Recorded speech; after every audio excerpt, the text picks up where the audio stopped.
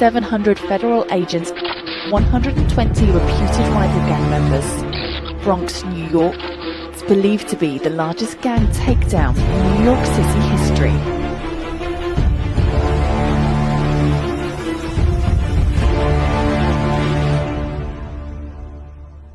It's a link in my bio, click it. I'm going viral every minute. Welcome back to part 2.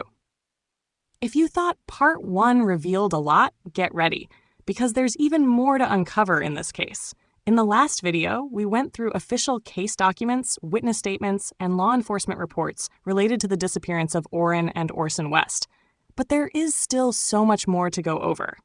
In this video, we will take a deeper look into the investigation, covering new interviews, additional evidence, and key details you need to know. We will go over statements from Jacqueline and Trezell West, more witness interviews and receipts, crime scene details and surveillance footage findings, what law enforcement uncovered behind the scenes. The truth is coming to light, and every piece of information matters. We will not stop until we uncover what really happened to these boys. Leave your thoughts, theories, and opinions in the comments. Let's keep pushing for justice for Orrin and Orson West. Make sure you are subscribed and turn on notifications so you don't miss anything. Now, let's get into it. I'm Slim Hoffa, and this is part 2 of the Orrin and Orson West case files. Let's begin. Subject: Bank Statement Few. Author: 1106. Gavin Keegan. Related date: Jan 07 to 2021, 12:30. On the 1/07/2021 at about 12:30 hours, Detective Ursery and I responded to the Home Depot located at 4700 Gosford RD, Bakersfield, CA 93313. I contacted the clerk, Madison Torres. Torres was able to look up 2 store purchased on 9820 and 91420 for card number Juvenos Dartuni 20-235120. Detective arrest: Trezell West. I obtained a copy of the receipt and scanned them into this report. On 1/07/2021, at about 1300 hours, Detective Ursery and I responded to the CVS at 5184 Stockdale Drive, Bakersfield, CA 93309. I was told they would not be able to look up the information for September 2020, and I would need to call their corporate office. I called their corporate office, and they advised I needed to send an email to their legal department. I sent an email to their legal department and was waiting for their response. I received an email requesting a BPD letter with the request. The email had gone into my spam folder. Therefore, I did not notice the email until later on. On 02/16/2021, I sent the request via email.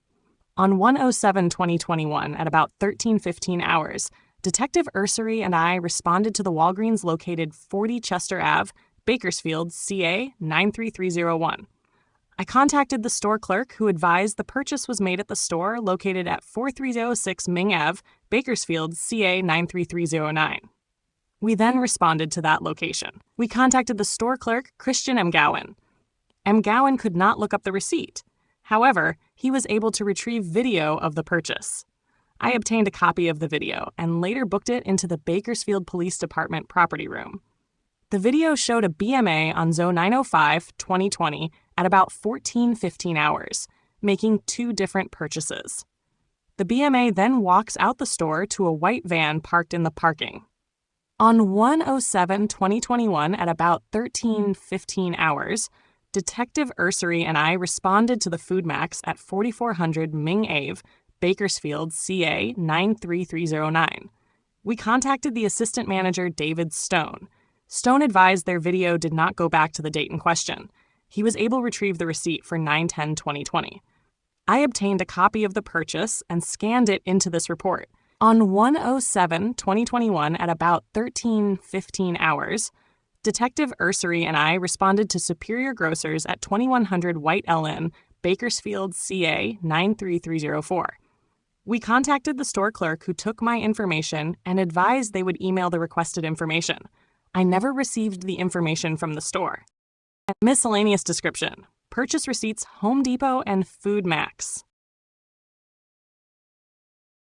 Receipt from Home Depot, dated 09/14/2020 at 08:20 p.m., shows the following purchases: 1. Ames 4T forged cultivator, $17.98. 2. TT 18-inch lawn rake with aluminum handle, $16.94. 3. HDG steel tine rake and pan combo, poop hound, $24.36. 4. VPC spray bottle, 3202, $2.885. Odoban lavender, 1 in 28 aughts, $8.98. 6. Reverse osmosis filtration system, $199. 7. Other Odoban products and fresh scent cleaner. The total amount spent was $318. Check receipt details from Home Depot, 09/18/2020 at 12:03 p.m. Store, Home Depot, 507 N Millsty, Tehachapi, CA 93561. Transaction time, 12:13 p.m. Item purchased, bypass lopper with free pruner promo. Subtotal, $19.88. Sales tax, $1.44. Total, $21.30. Investigator follow-up. Contact, 1176, Arvin 76. Related date, Jan 08, 2021, 8:34. On Wednesday, January 6, 2020, at approximately 1600 hours, Bakersfield Police Department robbery homicide investigators responded to execute a search warrant. Upon arrival, I contacted the resident, Amelia Alcaraz. The contact was captured using my Axon body-worn camera, which was later uploaded into evidence.com.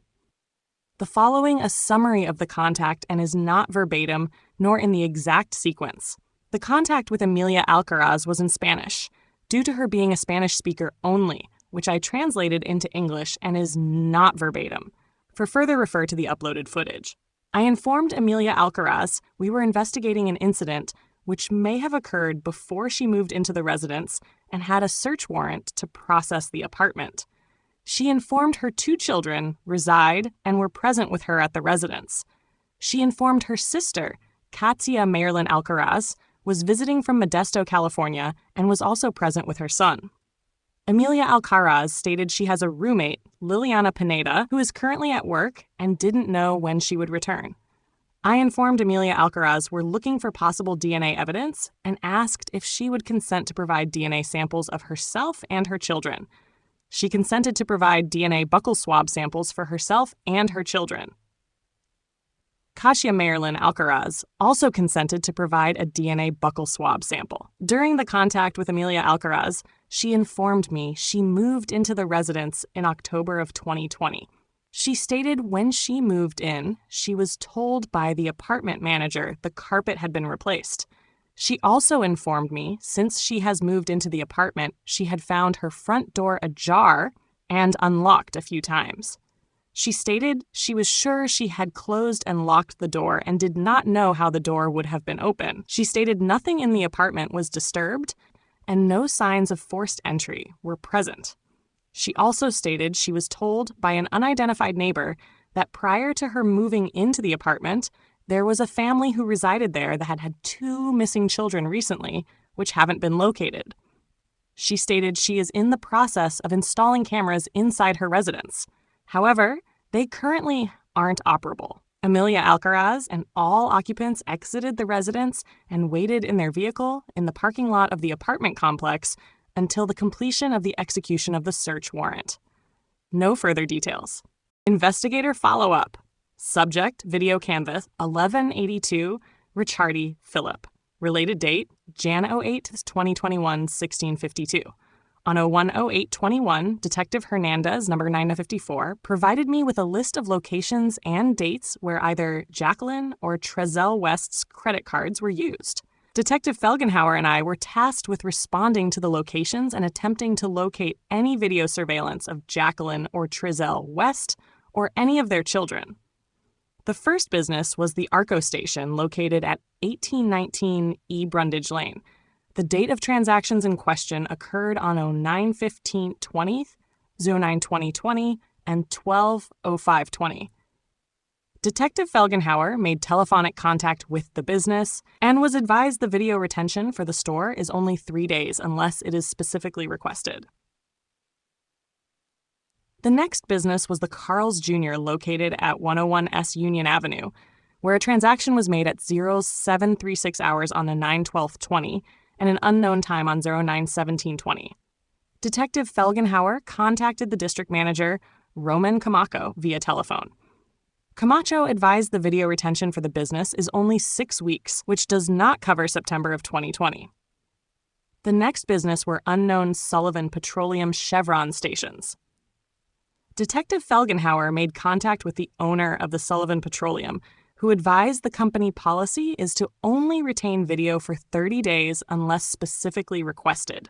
The dates in question for the purchases from Chevron were from 09/13/20, 09/14/20, and 12/05/20, all outside the 30-day window.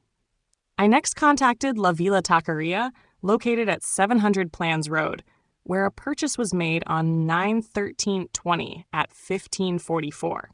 I was informed via telephone that nobody currently working had access to the video surveillance system, and nobody knew the retention rate of the video storage.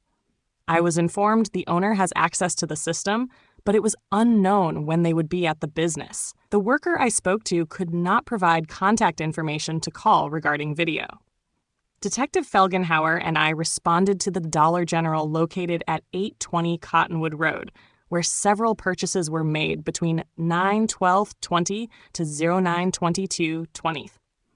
The video footage we observed had a time frame that was anywhere from 2 to 4 minutes off depending on the camera being viewed. On a 9/12/20, Trezell West comes into frame of camera number 16, which covers the exterior entrance and parking lot of the property. Trezell West arrives by himself on a bicycle. Trezell West is then seen leaving by himself with a case of water and some other items on his bicycle. On a 9/16/20, the West family van is seen entering the business parking lot at 12:30 hours via camera number 16. The van backs into a parking spot along Cottonwood Road. At 12:32 hours, Trezell West enters the store by himself. At 12:39 hours, Trezell West returns to the van and drives away. From the time the van arrives and leaves, the only person seen in or around the van is Trezell West. On 09/20/20, the van is seen entering the parking lot at 13:35 hours, camera 16, parks in the same area it did on the previous date, and Trezell West exits the van by himself and enters the store. At 13:40 hours, Trezell West enters the van and drives out of the parking lot. Once again, from the time the van arrives to the time it leaves, no other subject besides Trezell West is observed in or around the van. On 09/22/20, the van can be seen entering the parking lot through camera 16 at 14:23 hours. However, it parks in the north end of the parking lot, which is out of camera view. At 14:24 hours, Trezell West can be seen walking into the store by himself. At 14:28 hours, Trezell West can be seen on camera number 2, checking out at register number 1, buying jugs of water and other items. Trezell West then walks out the business, and then van is then seen leaving the parking lot shortly thereafter. Trezell West is never seen with Jacqueline West or any of his children in the videos from 820 Cottonwood Road. I spoke with the assistant manager of store, Michele Neri, who advised the video footage would be kept so a CSU technician could come obtain it. I completed a video request form for CSU to respond to the business. Detective Felgenhauer and I next responded to the Dollar General located at 2728S Chester Avenue, where a purchase had been made on 9/13/20 at 12:34 hours. Upon accessing the video surveillance system, we learned that there was no video still retained prior to October of 2020. Detective Felgenhauer and I then responded to the Big Lots, located at 4751 White Lane, to review a purchase that was made on 9/14/20 at 19:06 hours. The timestamp on the video at the Big Lots was exact, and at 19:06 hours, both Trezell and Jacqueline West are seen checking out on the register number 1 camera. After the transaction, both subjects leave the store by themselves. No children are ever present with them in the store. The outside camera footage was of no evidentiary value due to the hours of darkness and quality of camera. The manager of the store, Danielle Mosley, advised she would have her loss prevention manager burn the footage to a disk, and she will contact Detective Felgenhauer when it is ready for pickup. Author 1045, Juarez Felipe, related date, Jan 11, 2021. On 1/7/21 at about 14:44 hours, I responded to the Casa Loma apartments located at to assist Detective T. Hernandez. We contacted Maria del Carmen Noriega Salas, who is a tenant of the complex. Salas stated she may have information regarding the missing children. Salas stated on Saturday, 9/19/20, her daughter, Marisol Maldonado, moved to Massachusetts, and Salas was responsible for cleaning her apartment. Salas stated Maldonado arrived at her apartment at about 500 hours and left her the apartment keys. Salas stated she went back to sleep and woke up around 06:30-0700 hours and responded to Maldonado's where she spent all day cleaning. Go Hab 220-23512. Salas stated at about 2300 hours she was in when she heard noises outside the apartment. Salas stated she heard a male and female subject talking and laughing. Salas stated she was unable to determine what the subjects were saying due to them speaking in English. Salas stated she heard what sounded like an object being dropped inside of the dumpster. Salas stated she exited the apartment and walked out to the parking lot and stood in the parking stall just east of the apartment. Salas stated she observed two subjects described as subject number 1, BMA, subject number 2, HFA, long curly hair, exit the dumpster to the south. The dumpster is located south of the apartment building and on the southeast corner of the center complex area. The dumpster is in the parking lot and surrounded by cinder block walls with a gate on the south side, which leads out into the parking lot. Salas stated the subjects were in possession of a blue cooler with a white lid. Salas stated both subjects were laughing and both were pulling the cooler by the handle. Salas stated they exited from the dumpster area, walked eastbound across the parking lot, then walked northbound along the west side of Building E. Salas stated the female subject noticed her and she pretended she was on the phone. Salas stated the subjects entered. The south breezeway of Salas stated moments later the subjects exited the south portion of Zuxenbergsnil. Subjects walked east around the corner of, with the cooler, and the male subject had a thin item slung over his shoulder. Salas stated both then north through the grassy area. Salas stated she did not observe the subjects again. Salas stated she believed the actions of the subjects were suspicious and wanted to talk to police after she heard about the missing children. Salas stated she had never seen the subjects before, and due to the darkness of the area, lack of lighting and distance, she would not be able to identify them again. I later attached a copy of the map used by Salas for reference. Investigator follow-up. Subject video canvas. Author 1279 Pace Stephen. Related Jan 12th, 2021, 11:46. On Friday, January 8th, 2021, I was contacted by T. Hernandez, number 954, regarding an investigation he was conducting. Detective Hernandez requested my assistance in responding to several businesses in Bakersfield and attempt to obtain video surveillance and purchase receipts from these businesses based on financial records obtained from Trezell West and Jacqueline West. I responded to Lassen's located at 4308 California Ave and made contact with the manager, Megan Crabtree. Crabtree was able to review the transaction history at the business and provided me with a receipt dated 12/5/2020 at 11:59 a.m. I seized the receipt, which was later scanned into this report and booked into the BPD property room as evidence. Crabtree allowed me to review the video surveillance during the time of the above-listed transaction and observed Trezell West make the above-listed purchase at 11:59 a.m. at Register Terminal 4. Trezell West is wearing a black sweatshirt with a white and black triangle design on the front of the sweatshirt. West is then seen exiting the store and walking southbound through the parking lot out of the camera frame.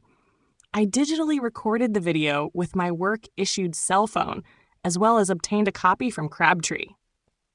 Both videos were uploaded into evidence.com. DOE 2020-23512.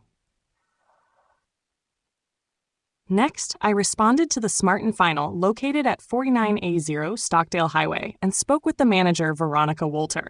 Wolter was able to review the transaction history at the business and provided me with a receipt dated 12/05/2020 at 12:30 hours.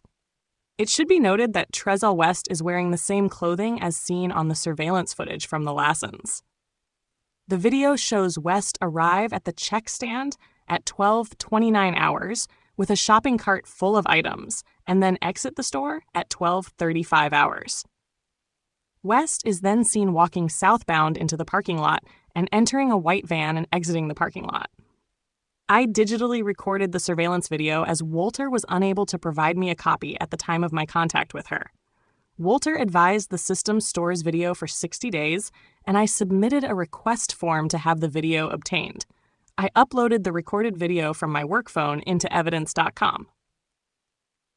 Next, I responded to the Smart and Final located at 3400 White Lane and spoke with the manager, Victor Rios. Rios was able to review the transaction history at the business and provided me with a receipt dated 12/5/2020 at 14:11:12 hours. I reviewed the surveillance footage with Rios and noted that Trezell West is seen arriving at the store at 13:50 hours. West then enters the store at 13:52 hours, makes a purchase at 14:08, and he exits the store at 14:08 hours. I noted that West was still wearing the same clothing.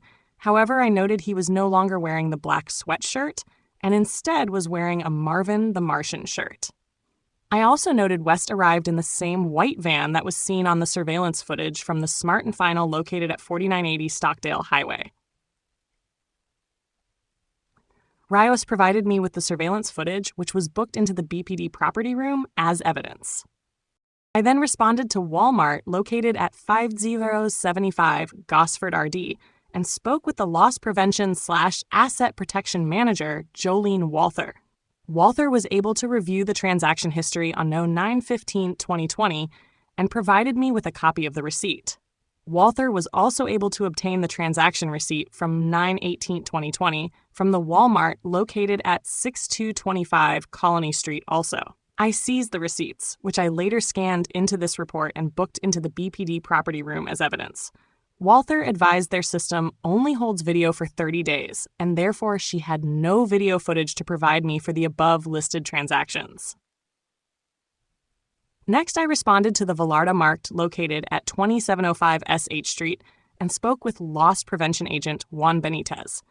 Benitez stated they recently switched to a new video management system/computer system and that no video surveillance footage or receipts would be obtainable. Next, I responded to Little Caesars Pizza, located at 60119 Niles Street, and made contact with Miguel Martinez, who is the store director. Martinez advised that their video surveillance footage is only retained for 30 days, and therefore the transaction on 09/14/2020 would not be captured. Martinez did stated he would be able to email me a copy of the receipt, which I will have scanned into this report when obtained. I then responded to the Wooden Nickel Trading Company, where I spoke with employee Alejandro Hernandez. Hernandez advised the surveillance footage for the business only holds 30 days of video before it begins to rewrite, and therefore the video for 12/05/2020 was gone. Hernandez was able to provide me with a transaction receipt which showed that a snake eye knife was purchased along with 2 side straps. Hernandez also provided me with the serial harp to the knife, which was Sauber knife. Hernandez also completed an internet search of the knife, and I took a photograph of a knife similar to the one sold. I had the receipt scanned into this report and booked the original into the BPD property room as evidence.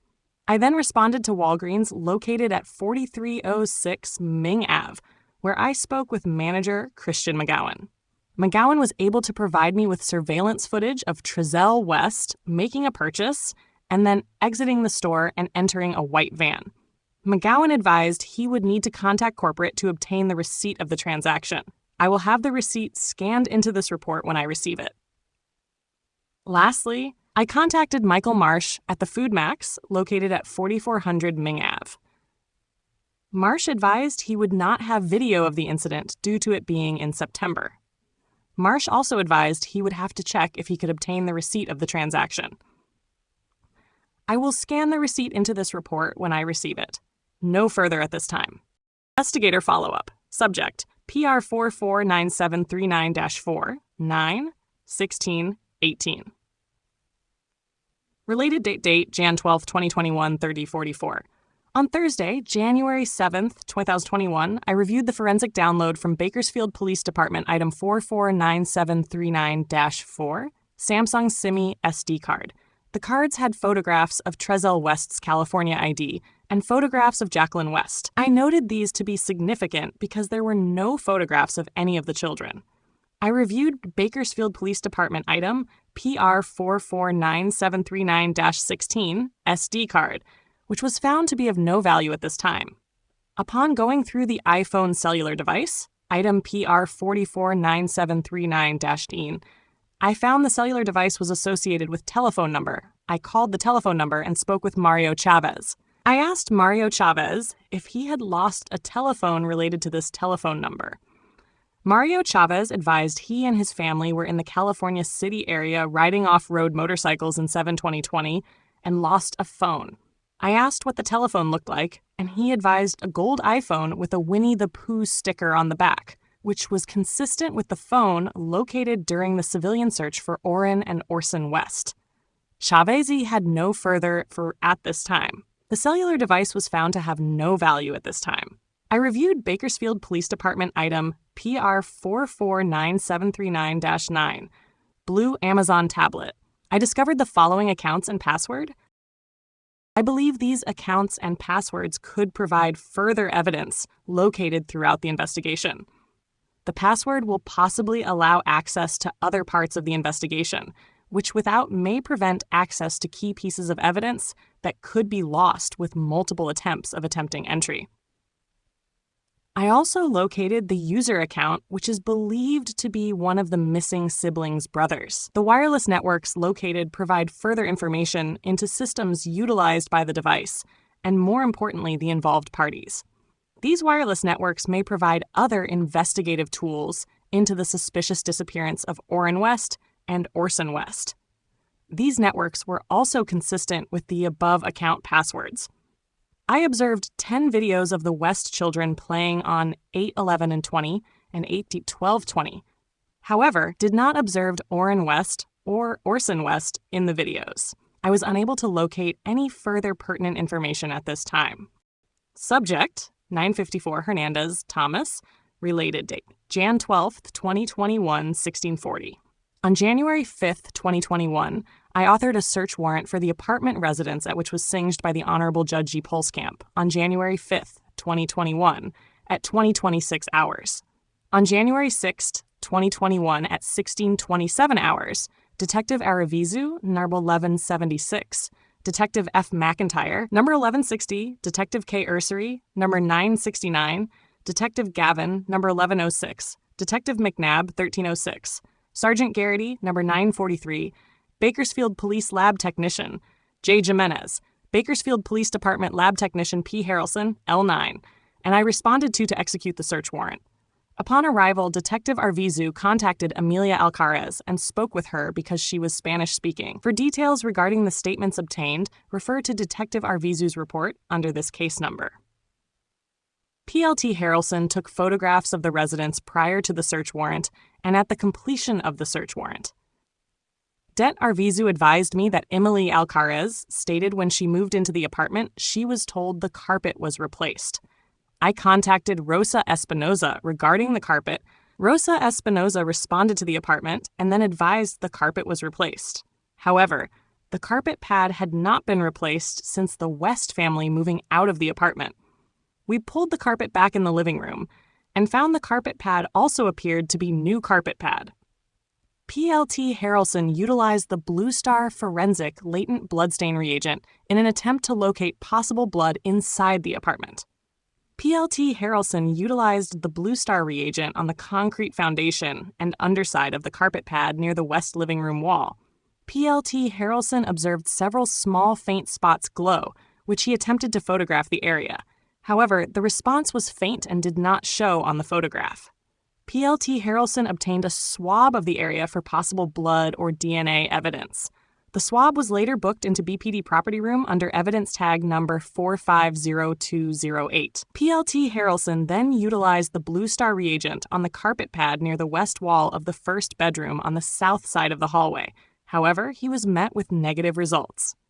Detective Arvizu obtained consent from Amelia Alcaraz to obtain her DNA buccal swab, as well as her 2 children. Detective Arvizu also obtained consent from Katia Alcaraz to obtain her DNA buccal swab. PLT Jimenez and Harrelson obtained the buccal swabs from the following individuals. It should be noted that the buccal swabs of Jimenez, while the buccal swabs of Amelia Alcaraz and Katia Alcaraz were obtained PLT Harrelson. PLT Jimenez provided PLT Harrelson with the buccal swabs that she obtained, and PLT Harrelson later booked all 4 buccal swabs into the BPD property room under evidence tag number 450208. We were unable to locate any further at this time. Investigator follow-up. Subject, Hageman Road, 1107 Nash Garrett, Chad. Related date, Jan 13, 2021, 14:55.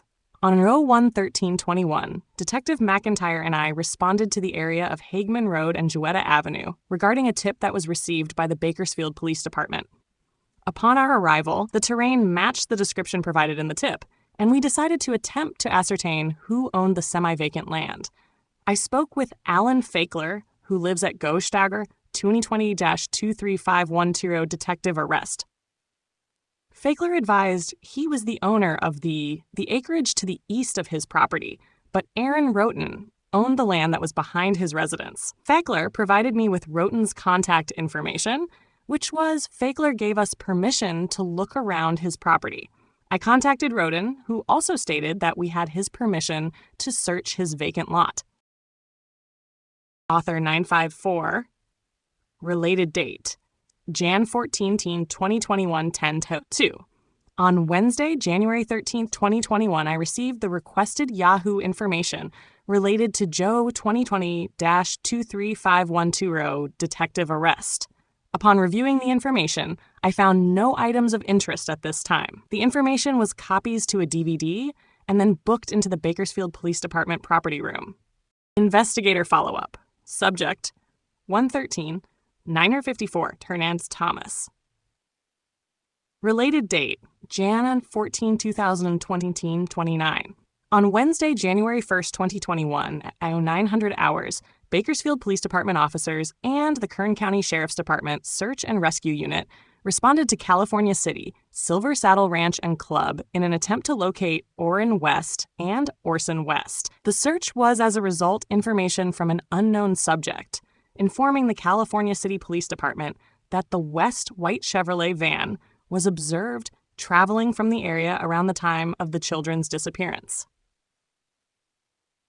Prior to our search, I received verbal consent from Thomas McNamara, who is the lawyer in charge of the property, during the sale of the property from the state of California. A search of the premises was conducted, and Orrin West and Orson West were not located. Kern County District Attorney Investigator D. Wonderly located a used diaper and children's shirt in a trash can near the tennis courts. The significance of these items is the ground have been closed since 2019. I seized the diaper and t-shirt and booked them into the Bakersfield Police Department property room. We were unable to locate any further at this time. Investigator follow-up. 954, Hernandez.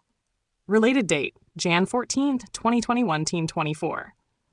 On Sunday, January 10th, 2021, I received a secret witness tip from stated that during a search for Orrin West and Orson West, she located what she believed 2 freshly dug graves near the Silver Saddle Ranch and Club in California City. Detective McIntyre, number 11160, and I responded to the Silver Ranch Club and contacted the groundskeeper, James Nail, and Monday, January 11th, 2021, at approximately 9:30 hours. I explained to Nail we were looking for a specific location, and he provided us access to the grounds. We were unable to locate the location that spoke about, so I directed us to the front yard of Club.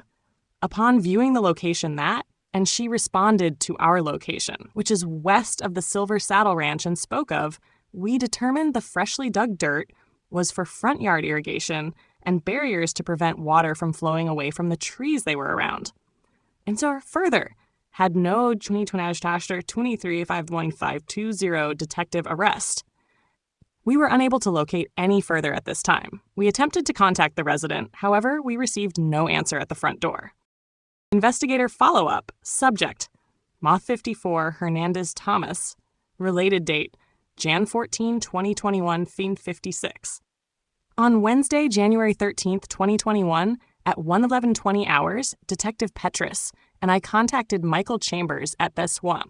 I asked Chambers if he had observed any large white vans in the area.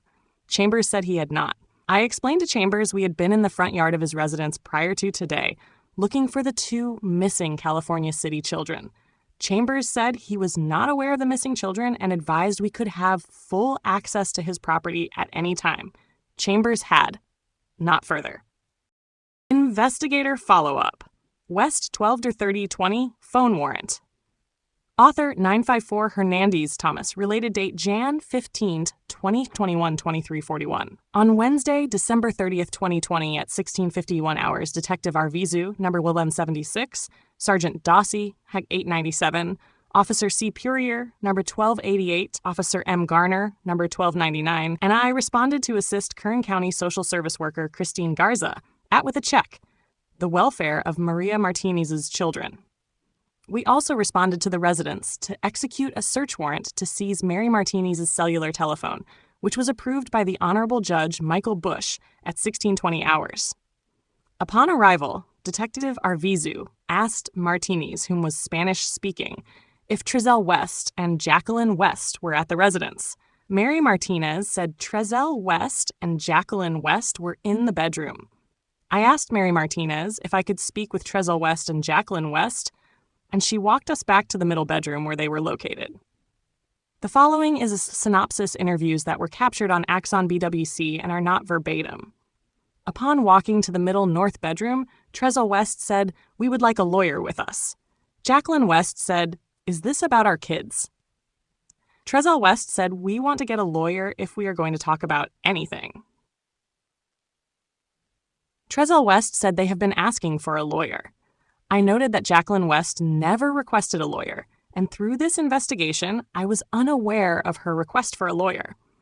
I asked Jacqueline West if I could speak with her. Jacqueline West said she would like to know about her boys, and Trezell West stepped back. Jacqueline West agreed and walked us to the northwest bedroom. I explained to Jacqueline West I was assisting with the investigation, and I observed her nodding her head in the affirmative. I explained to Jacqueline West that I had some questions, and she asked if it was the same questions. I explained to Jacqueline West I knew some of the answers, and others I needed her statement, and she said okay. I began telling Jacqueline West that sometimes accidents happened, and sometimes people get scared. I noted that Jacqueline West was nodding in the affirmative. Jacqueline West said she overheard our conversation, which I believe to be with Christine Garza, that her kids were not in danger. Jacqueline West said 2 of her children in protective custody were abused, and she was sure it was not her or Trezell West. Jacqueline West said she read the reports, and she and Trezell West do not spank the children. Jacqueline West said she and Trezell West take away privileges as punishment. I explained to Jacqueline West that accidents happen, and I do not believe that Orrin West and Orson West just walked away. Jacqueline West agreed, and then said the biological mother had been on the news and tried to drop off presents. I asked Jacqueline West how the biological mother knew where they lived, and she did not know. I also noted that on 12/21/20, Trezell West said they have not had problems with the biological parents since other family members contacted them in 2019.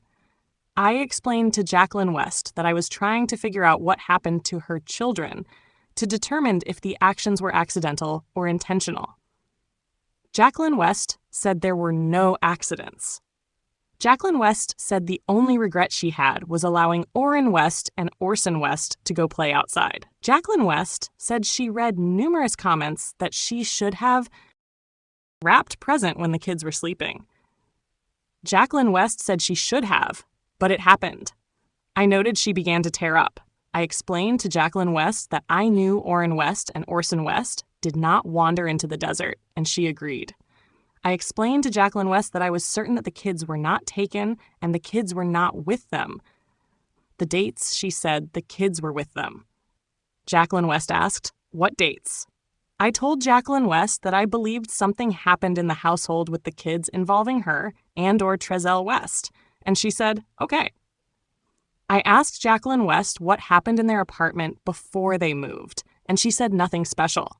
I asked Jacqueline West what happened the week prior to the family move, and she crossed her leg, which I know from my training to be a sign of deception. Jacqueline West said she could not even be sad about this. I asked Jacqueline West what happened about 1 week prior to them moving, and Jacqueline West responded, "What about it?" I noted Jacqueline West began to pull her hands near her legs, which I know to be a deceptive behavior during interview techniques.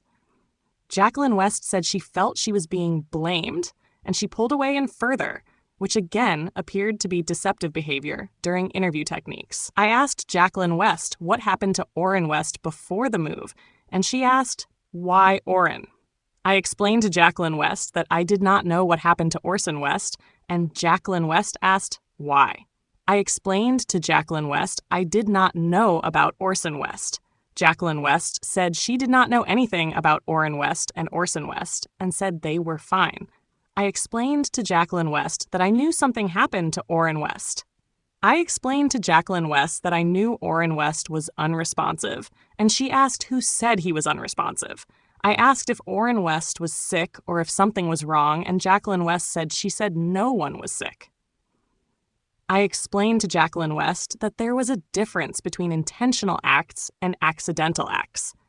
Jacqueline West responded by saying there were people that could place their children at their home. Jacqueline West said her realtor could say her children were in California City. Detective Arvizu explained to Jacqueline West that we have contacted neighbors and involved parties. I explained to Jacqueline West we were trying to help her and that the burden was growing. Jacqueline West said she was hot and removed her jacket, which based on my training and experience was another interview deception action. I explained to Jacqueline West that the entire family was carrying the weight, and she nodded her head in the negative. I then told Jacqueline West that I did not think she or Trezell West were monsters, and she nodded her head in the affirmative. Jacqueline West then said, "I've already said it." I asked what she already said, and she said she already said it. I explained to Jacqueline West that was very smart, and she said he was. I explained to Jacqueline West that I wanted to know what happened to Orrin West. I then pointed toward Jacqueline West and Trezell West's previous, which was directly to our current location in the same apartment complex and apartment complex building. Jacqueline West then said, "I think I have an idea what you guys are talking about," but nothing happened. I asked Jacqueline West to tell me what it was, and Jacqueline West shook her head in the negative, saying she did not think it was a good idea. I asked why it was not a good idea, and she said, "I think I need an attorney with me." I began to ask Jacqueline West about the story, and Jacqueline West said it was a story and did not elaborate. I explained to Jacqueline West that a story can explain things. Jacqueline West said it was a story and she did not want to get one of her children in trouble because they were good kids. I asked Jacqueline West what her story was, and she said there was no accident. Jacqueline West said she was pretty sure I heard the story because I kept mentioning Orrin and there were no accidents. Jacqueline West said she did not want to provide the story. Detective Arvizu explained to Jacqueline West that we were trying to confirm stories. Jacqueline West said, "It just sounds bad. I don't say there was bad blood between my boys." They will grow out of it. Jacqueline West said her boys had observed the news and did not know if they say the story it will get them out of trouble. Jacqueline West said nothing happened, and she pointed at the apartment. Jacqueline West then said, if something was said, they would not get in trouble for it. I explained to Jacqueline West that if what she knew was a story, then it may explain what we had heard. Jacqueline West said her children could say anything for she and Trezell West not to get in trouble. I asked Jacqueline West what the story would have been, and Jacqueline West asked if it was about their grandmother. Jacqueline West then said she would take an attorney. I ended asking Jacqueline West any questions. Detective Arvizu and I began walking out of the apartment. Trezell West then said he wished to speak with us. Trezell West said he would ask for a lawyer if he felt threatened, and I explained to him he was permitted to end the interview at any time. Trezell West asked to shut the bedroom door. I explained to Trezell West the difference between intention and accidental acts. I then asked Trezell West what happened in the apartment prior to their move to California City. Trezell West said nothing happened. I explained to Trezell West that there was evidence that his children were not missing from California City. Trezell West said he had 3 people that could say the kids were at the residence in California City. Trezell West said his realtor, his mother-in-law, and in a petition, there was a record of the kids walking down the street. I asked Trezell West when the in-laws observed the kids, and he said, I would have to ask the in-laws. I explained to Trezell West that his kids were well-spoken and appeared to tell the truth. Trezell West said he provided his statement already. Trezell West refused to answer questions and did not clearly respond to questions. This was indicative of deceptive behavior. Trezell West then said, we should look at the biological parents because they have had constant problems. I noted this to be inconsistent with his initial statement to indicate they had no contact since 2019. Trezell West asked for an attorney. However, he said he never disrespected Jacqueline West physically.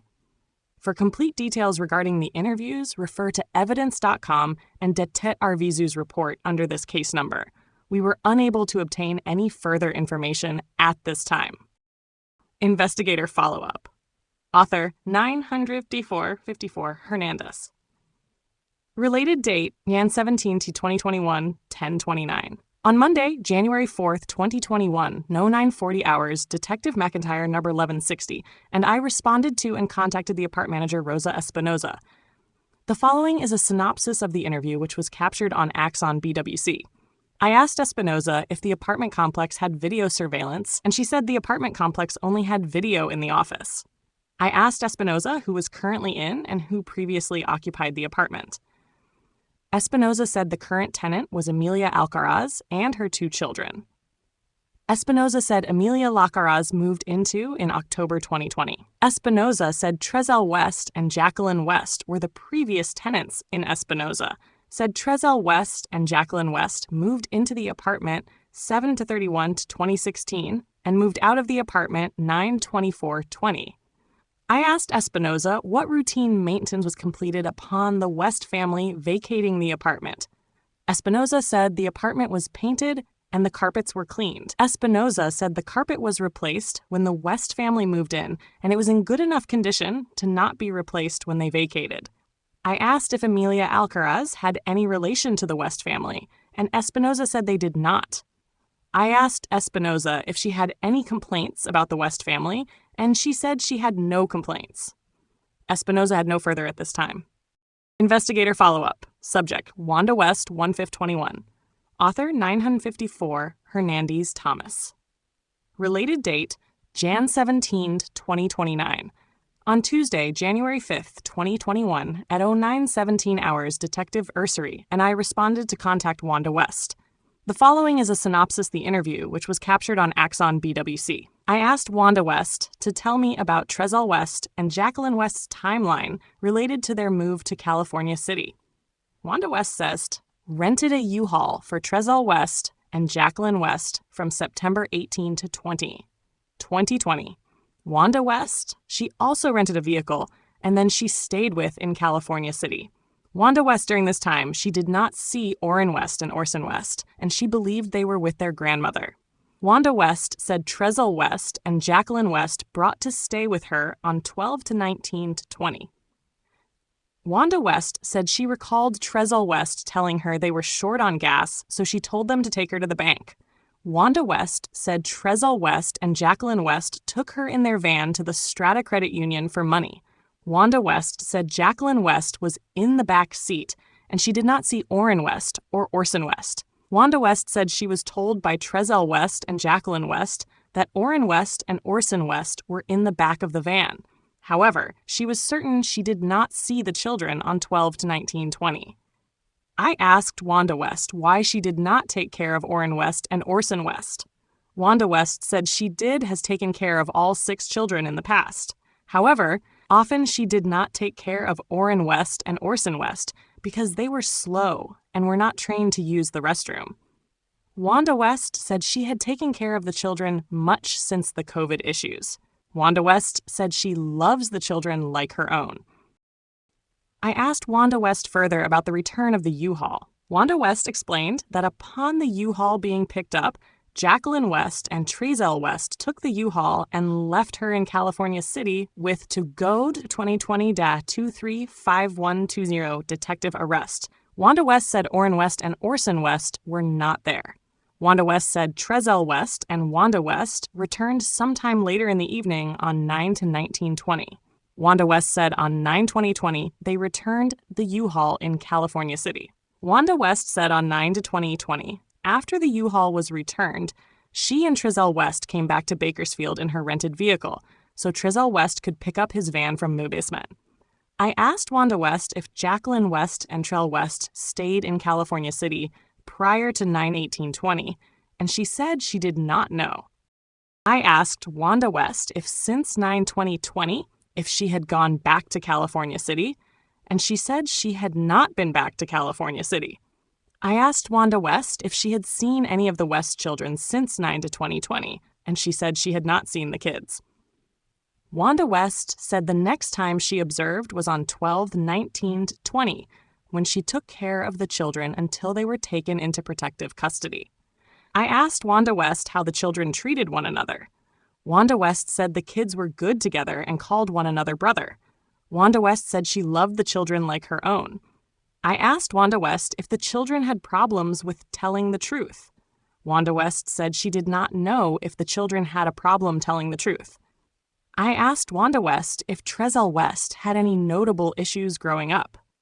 Wanda West said she did not have major issues growing up. Wanda West said she not know if Trezell West had anger issues because she did not interfere with his life as an adult.